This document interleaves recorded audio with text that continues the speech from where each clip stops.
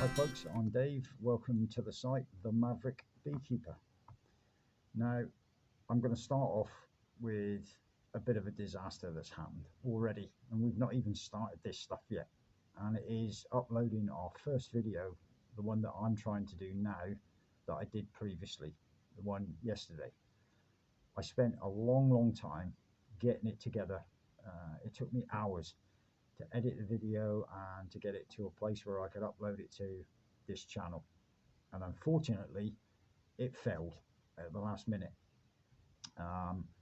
It ended up corrupted. So I had to bin that idea. So now I'm on plan B, and plan B being it's going to be on a very basic method of editing, which is InShot. I know it works, and I know that the files don't get corrupted. So that's the first confession out of the way. So the folk who are actually expecting me to get this up sooner, I really apologize. So today is the 1st of November, and back home it's 9 degrees and cloudy. And you're probably wondering also is what's with the ovies. Well, I apologize. I'm doing this on the hoof. This is going to be a reasonably quick video so that I can get the information out to you guys that I promised a long time ago.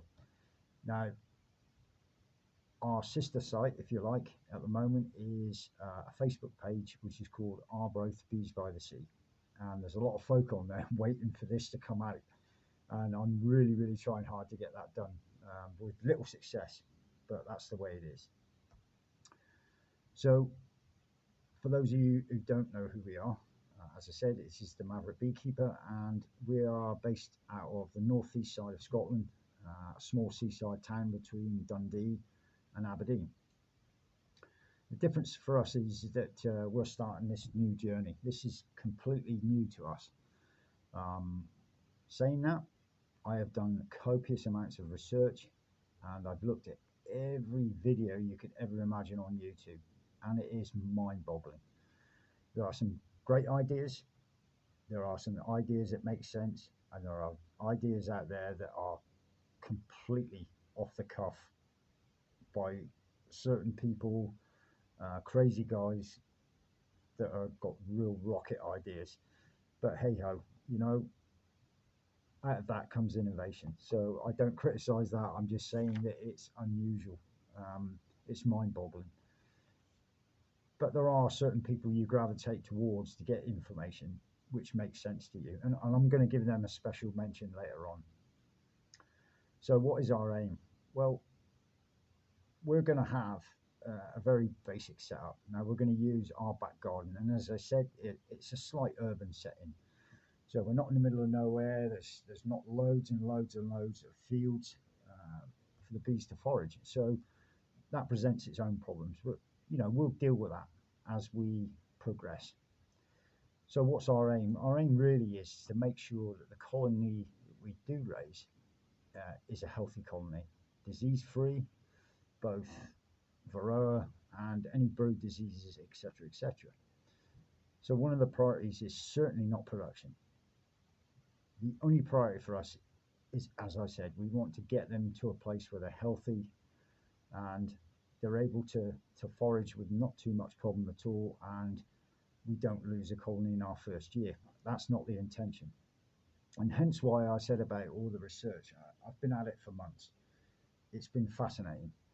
And there are a few things that are unusual, for sure. And one thing that does happen is bees, they can throw in the sixes at any time and catch you out. So I'm looking forward to that.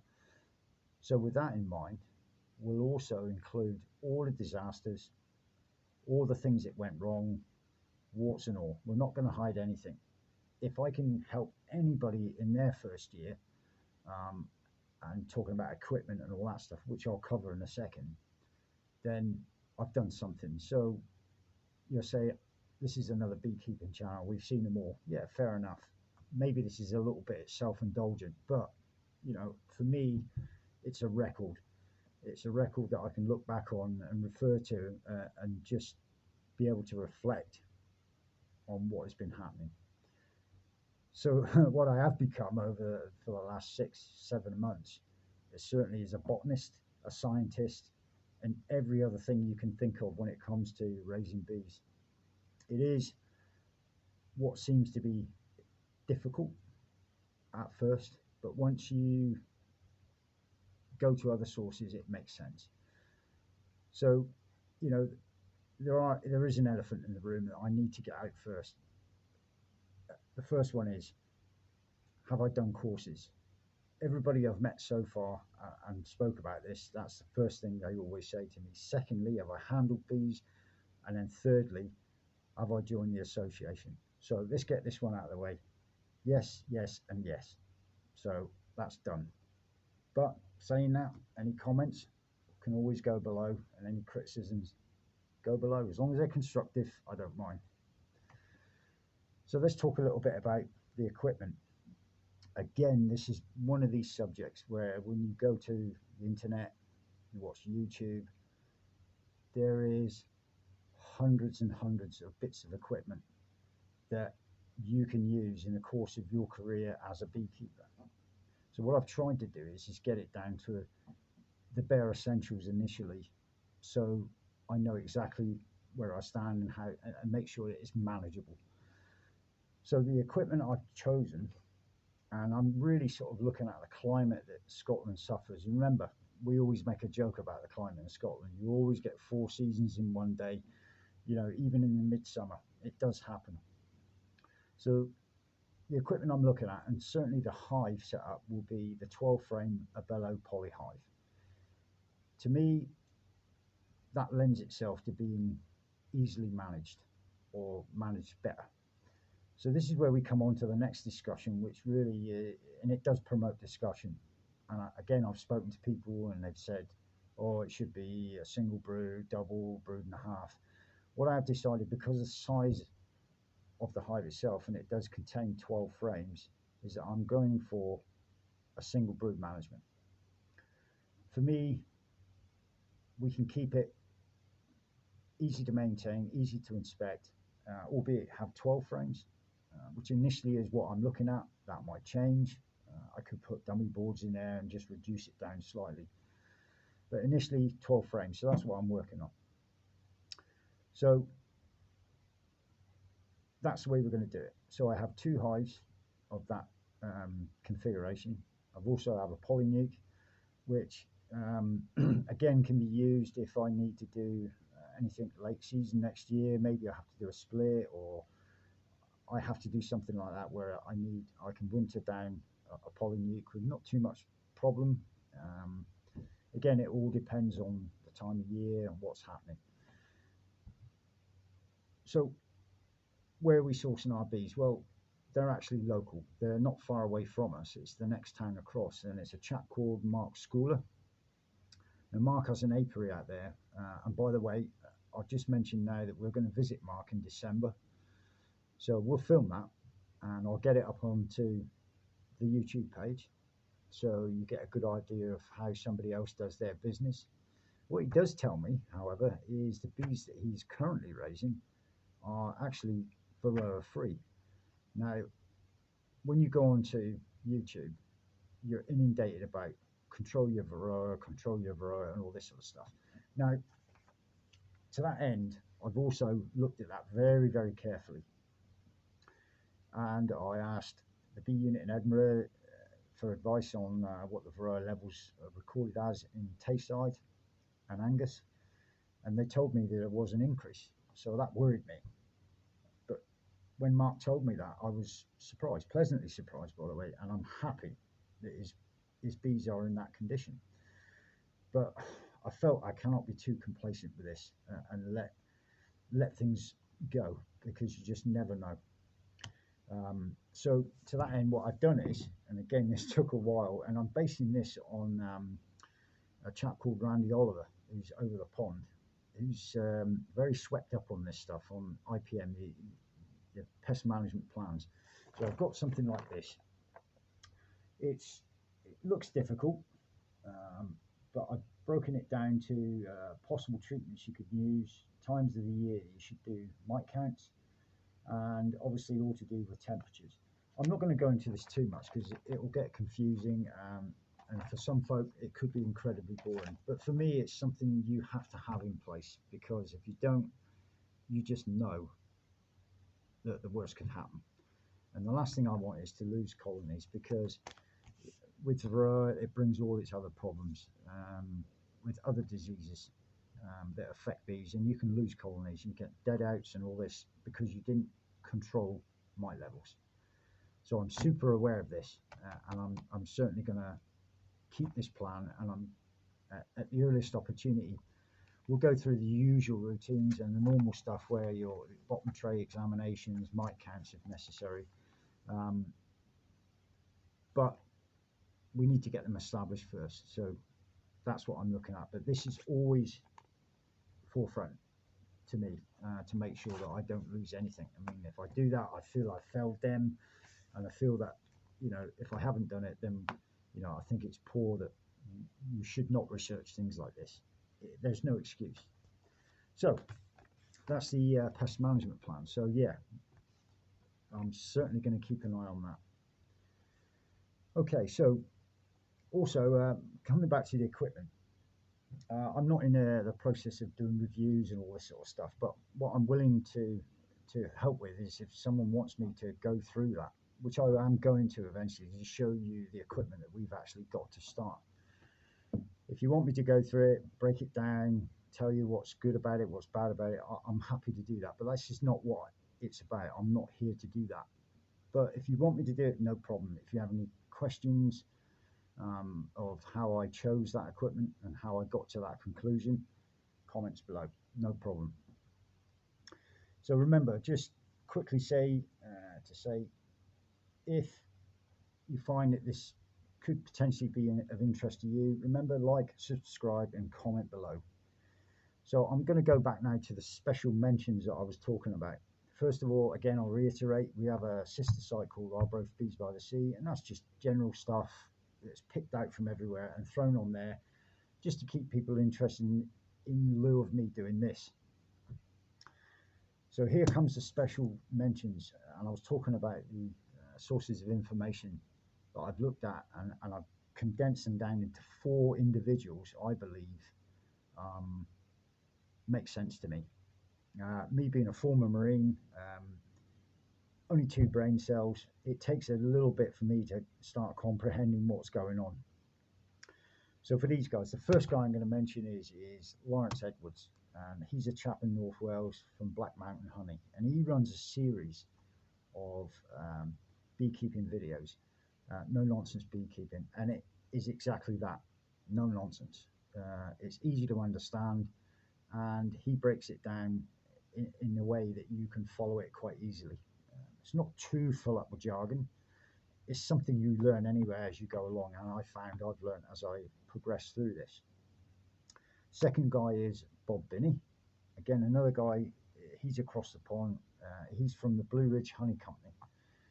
This guy has been at it for a number of years, and subsequently, in 2 days' time, he's going to do a webinar, which I'm going to be glued to, because what he does is unbelievable.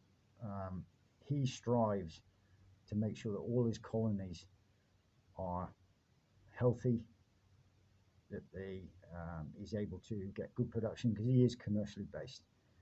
But what he does do does affect what we do on a smaller scale. So some of his ideas are really good. Another guy is Cayman Reynolds from Tennessee Bees. Again, this guy, he's not scared of innovation. He's not scared of trying things. And his site's worth a look as well, most definitely. And he gives alternative look at things. And again, they make total sense to me. And then I have to mention Fred Dunn. Now, Fred Dunn from Backyard Beekeeping. Fred Dunn does a lot of Q&As. This guy knows everything about everything. You know, he also has got his own apiary. And within that apiary, he's got things like horizontal hives. He's also got flow hives. So he's a master of everything. And he gets questions thrown at him all the time on his site, and it's interesting. There's nothing this guy doesn't know about, and if you don't know, you ask him, and he knows. And I've done it a couple of times. So yeah, good on you, Fred. It's a great site. It's great videos. I've got to mention the last person because if I don't, then I don't think it's right because it's my wife, Wendy. Now, for the last, I don't know, maybe 7 or 8 months that I've been whittling on about this, about bees, about how I'm going to tackle things, equipment, and the number of packages that keep turning up in the door is phenomenal. But she's got a good sense of humour. She's supporting me in this, and and I thank her for that. And she's my rock. I'll tell you, she's my rock. So that's just a sort of quick outline of what we're all about. And I apologise for all this video editing stuff because I am absolutely terrible at it. Um, I'm trying to get through it. I'm trying to find a decent app I can use that's easy to use, that doesn't cost the earth, that I can get these YouTube videos up.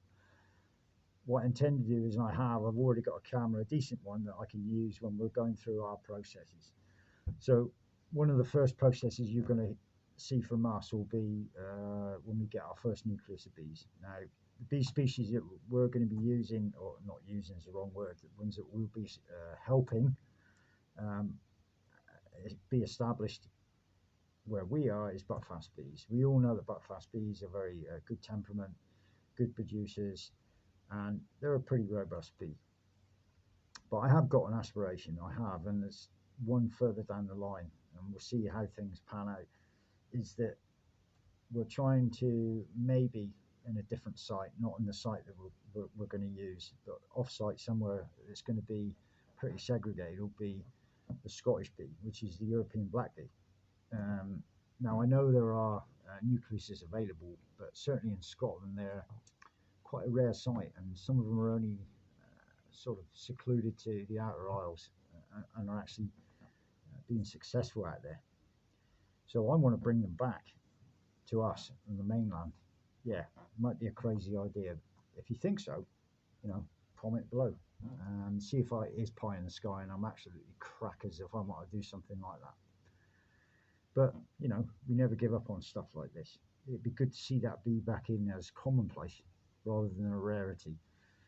It comes from really, over the years, everybody breeds, use different genetics to try and get a bee that's hygienic, if you like, something like that, where they would try and look after themselves, be varroa free, and we try to do this, and I understand completely why we do it, but I think sometimes maybe we lose focus on what was, and possibly could be in the future. So I'm a bit of an optimist that way, crazy or not. So that's our site, and welcome to it, as I said again.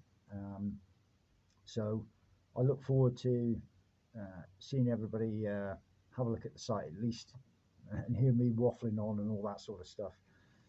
So I'm trying to make these better and more interesting. So I'm waffling now. So all I'm going to say is thanks for looking. Don't forget, like, subscribe, or comment, and I'll be grateful. So there's one thing left to say, and that's be safe, and I look forward to putting the next video up, which will be the apiary visit, and I'll try and keep that as short as possible but interesting, and the editing will be better, I promise you. So from me, Dave, the Maverick Beekeeper, I'll see you next time.